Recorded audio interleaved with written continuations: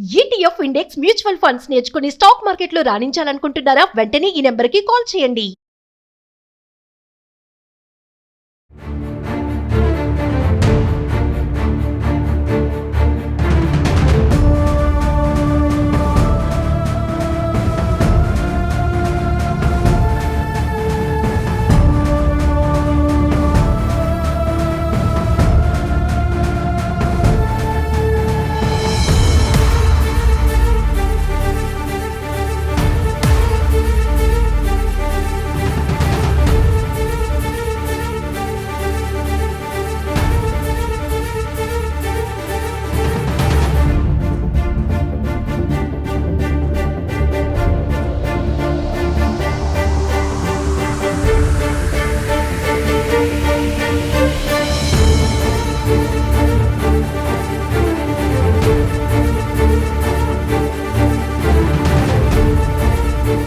Hi hello నమస్తే, welcome to Suman TV. ప్రస్తుతం మనతో పాటు ఉన్నారు రామ్మోహన్ రావు గారు. సార్తో మాట్లాడండి.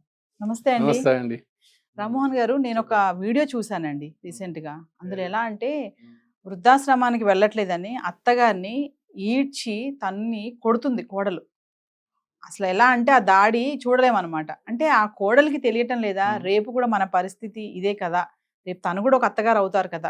అంటే ఏం జరుగుతుంది సమాజంలో, అసలు ఇంత దారుణంగా తయారవుతున్నారు అంటే మీరేం చెప్తారు ఒకసారి ఈ సన్నివేశాన్ని బట్టి? అవునండి, నిజమే. నేను కూడా ఈ మధ్య చూడడం జరిగింది. అది చాలా దారుణంగా ఉందండి. ఆ వీడియో చూస్తే ఏ మానవుడైనా కానీ ఇలా చేస్తారా? సొంత బంధువుల్లోనే ఇలా కోడలు ఎక్కడి నుంచి వచ్చింది? కొడుకు ద్వారా వచ్చింది. ఆమె లేకపోతే, వాళ్ళ అత్తయ్య లేకపోతే ఆ కొడుకు ఆడి నుంచి వస్తాడు. అటువంటి వాళ్లను ఆ విధంగా తీసుకురావడం అనేది ఎంత దారుణం అండి, చెప్పండి ఎదురుక. నేను కూడా చూడడం జరిగింది. అది చూసి చాలా కలత చెందానండి ఎదురుక. ఇలాంటి వాళ్ళు కూడా ఉంటున్నారా అనే ఈ సమాజంలో, సభ్య సమాజంలో ఇలా జరుగుతూ ఉంటే ఏమైపోతారు? ఈ రాబోయే జనరేషన్ ఏం నేర్చుకుంటారు? ఈ కోడలు ఇలా చేస్తుంటే మనం కూడా ఇలా చేయాలేమో అని చెప్పి వచ్చే జనరేషన్కి ఆమె ఇచ్చిన సంకేతం అవుతుంది కదా. ఆ పరిస్థితి ఎందుకు వచ్చింది? ఆ బిల్డింగ్ చూస్తే ఎంత రిచ్గా ఉంటుంది, ఎంత ఇదిగా ఉంటుంది. పోనీ లేని వాళ్ళ మాకు లేదు, తినడానికే లేదు, కూడు లేదు, అటువంటి వాళ్ళు నిన్నెక్కడ చాకాలా అని చెప్పని అనుకునే పరిస్థితి కాదు అది.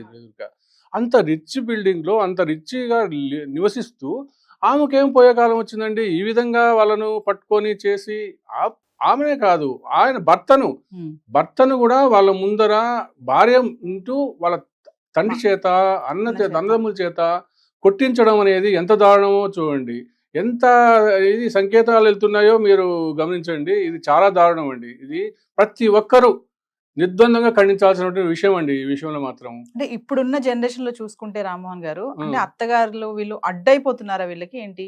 అంటే వాళ్ళ ఇంటరాక్షన్ అనేది ఎలా ఉంటుందో మనకు తెలియదు అనుకోండి. మామూలుగా వాళ్ళు ఉంటే మనం ఏం జరిగిందో మనం చెప్పలేము. కానీ చూసే వాళ్ళకి మాత్రము ఎంత చేస్తే మాత్రము సర్ది చెప్పాలా, ఎవరైనా ఉంటే చెప్పాలా, 10 మనుషులతో ఇట్లా జరుగుతుంది. ఏమన్నా ఆమెకు ఇబ్బంది పెట్టి ఉండొచ్చేమో మనకు తెలియదు. కానీ అటువంటి పరిస్థితుల్లో కూడా కూర్చొని మాట్లాడుకోవాల్సిన పరిస్థితి. అంతేగాని ఏదో శత్రువుల్లాగా కొట్లాడుకొని, ఇప్పుడు ఇంటి మీద దాడికి వస్తే కొట్లాడడం అనేది ఆ సంఘటన అట్లా అనిపిస్తుంది అనమాట. నీ సొంత భర్తకు జన్మనిచ్చిన తల్లి నీకు అత్తగారు అవుతారు. అటువంటి వాళ్ళు ఆ విధంగా చేయడం, అదే ఒక్కసారి ఆలోచించుకోండి. ఈమెకు కూడా ఉంటారు కదా, ఈమెకు కూడా అన్నదమ్ములు ఉంటారు. ఆ అన్నదమ్ములకు కూడా పెళ్ళిళ్ళు అయి ఉంటాయి. పెళ్ళిళ్ళు అయింటే వీళ్ళ అమ్మ పోయి అక్కడ ఉండే పరిస్థితి రావచ్చు. అప్పుడు ఏంటి పరిస్థితి? పరిస్థితి ఏంటి? వీళ్ళ అమ్మ నాన్నలు కూడా ఆ విధంగా కొట్టు తంతూ ఉంటే ఓర్చుకోగలుగుతారా? నువ్వు పైన ఎగేసుకొని పోతావు, మా అమ్మ నాన్న కొడతావా అని చెప్పని. అదే నీ భర్త కూడా అదే కదా, వాళ్ళ తండ్రి కూడా అట్లే బాధ ఉంటుంది కదా. అటువంటి దాంట్లో మార్చుకోవాలా అని చెప్పని నేను చెప్పాను. ప్రతి ఒక్కరు కూడా ఈ ధోరణి మార్చుకోవాలండి. ఈ ధోరణి మార్చుకోకపోతే రాబోయే సమాజంలో, రాబోయే పిల్లల జనరేషన్లో పూర్తిగా మారిపోతారు. నాకు ఇది చూస్తుంటే ఒక ఇన్సిడెంట్స్ గుర్తొస్తుందండి. ఈ విధంగా ఈ మధ్యలో చూశాను నేను. ఒకటి ఏంటంటే, ఒక కుటుంబంలో ఇలానే కలతలు వచ్చేసేసి వాళ్ళ నాయన వాళ్ళ అమ్మను తీసుకెళ్తా ఉంటాడు. అబ్బాయి ఒక 5 years అబ్బాయి ఉంటుంది అనమాట. అబ్బాయి ఏంటి నానమ్మని తీసుకెళ్తున్నావు అట్లా ఇట్లా అంటే, లేదురా వృద్ధాశ్రమంలో చేర్పించాలా, ఇక్కడ ఇబ్బంది అవుతుంది, మీ అమ్మ ఒప్పుకోవడం లేదు ఉంటా ఉంటే, అందువల్ల నేను తీసుకెళ్ళి అక్కడ చేర్చా. అవునా నాన్న, అట్లయితే నువ్వు పెద్ద అయిన తర్వాత కూడా నేను కూడా నిన్ను అట్లే, నా భార్య ఒప్పుకోకపోతే నేను కూడా అట్లే పోయి నేను అక్కడ వదిలిపెట్టాలా నాన్న, అమ్మను నాన్నను అక్కడ వదిలిపెట్టి అంటే ఇప్పుడు నీకు ఇప్పుడు చేసింది అప్పుడు వస్తుంది అనమాట. అంటే నువ్వు ఈ విధంగా సంకేతాలు ఇస్తున్నారు. ప్రజెంట్ జనరేషన్ పిల్లలకు ఈ విధంగా సంకేతాలు ఇస్తున్నారు. ఇస్తూ ఉంటే వాళ్ళ జనరేషన్ కూడా ఇప్పుడున్న జనరేషన్ అదే విధంగా తయారవుతారు. అందువల్ల నేను చెప్పొచ్చేది ఏంటంటే ఎట్టి పరిస్థితుల్లో కూడా ఈ పిల్లలకు ఇలాంటి అవకాశాలు ఇవ్వద్దండి. మీరు వాళ్ళను కూడా మీ తల్లిదండ్రులాగా చూసుకోండి. అదేవిధంగా భర్తలు కూడా అంతే. పొరపాటున వాళ్ళ తల్లిదండ్రులు పరిస్థితులు ఇప్పుడు మారిందండి. ట్రెండ్ ఎట్లా మారుతుందంటే పూర్వకాలంలో అత్తామామలంతా కొడుకు దగ్గర ఉండేవాళ్ళు. అది పూర్వకాలంలో అది అనాదిగా వస్తున్నటువంటి ఆచారం అనమాట. దాన్ని ఇప్పుడు ఏమైపోతుందంటే కూతుళ్ళ దగ్గరికి పరిస్థితి వస్తుంది అనమాట. ఎందుకు వస్తుంది ఈ విధంగా అంటే వయసు వర్స ఎట్లయినా కానీ అలా రాకూడదు. ఎవరైనా ఉన్నదాని ప్రకారం ఉండండి. ఎవరు లేని వాళ్ళు ఉంటారు. ఒకరే కొడుకు ఉంటాడు. ఒకరే కొడుకుంటే నువ్వు అనాథాశ్రమం పంపించేస్తావా? అనాథాశ్రమం పంపించేస్తే ఇప్పుడు నీకు రేపు ఆ దగ్గర జరగచ్చు. ఇప్పుడు ఉండేవాళ్ళు ఒకడే కొడుకు ఒకడే అవుతున్నారు ఇప్పుడు. అంతే కదా. ఇంతకుముందు కాలంలో 4 ఉండేవాళ్ళు. ఇప్పుడంతా ఒక అమ్మాయో ఒక అబ్బాయో పరిస్థితికి వచ్చింది. ఆ ఉన్న వాళ్ళు ఒకరిని కూడా నువ్వు ఈ విధంగా చేస్తుంటే నువ్వు దూరం చేసుకునే పరిస్థితి వస్తే రేపు ముందు నీకు కూడా అదే పరిస్థితి రావచ్చు. అటువంటప్పుడు కొద్దిగా ఆలోచించండి ఎవరైనా కానీ.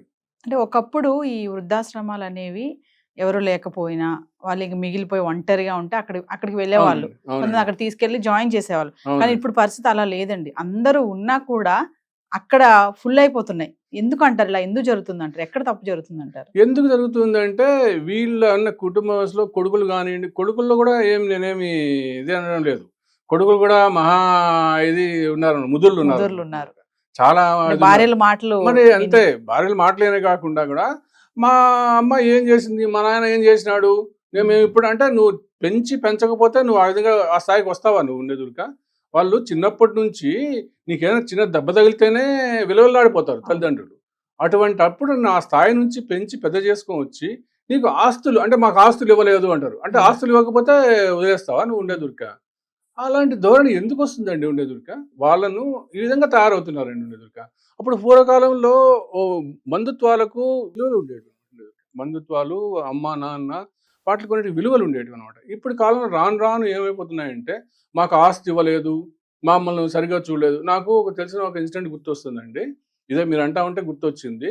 దాదాపు చాలా సంవత్సరాల కింద అవుతుంది అనమాట. ఒక కుటుంబంలో బాగా తెలిసిన కుటుంబమే.